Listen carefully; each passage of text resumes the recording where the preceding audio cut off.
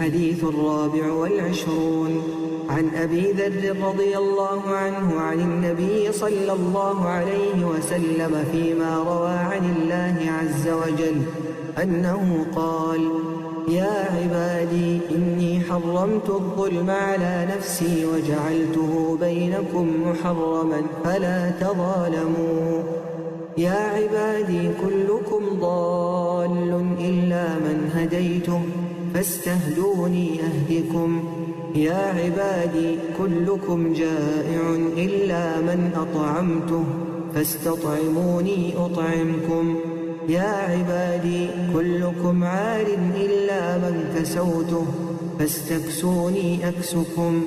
يا عبادي إنكم تخطئون بالليل والنهار وأنا أغفر الذنوب جميعا فاستغفروني أغفر لكم.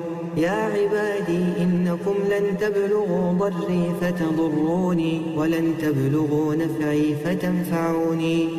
يا عبادي لو أن أولكم وآخركم وإنسكم وجنكم كانوا على أتقى قلب رجل واحد منكم ما زاد ذلك في ملكي شيئا.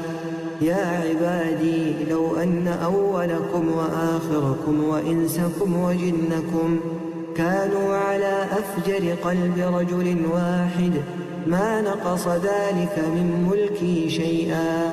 يا عبادي لو أن أولكم وآخركم وإنسكم وجنكم قاموا في صعيد واحد فسألوني فأعطيت كل إنسان مسألته ما نقص ذلك مما عندي إلا كما ينقص المخيط إذا أدخل البحر.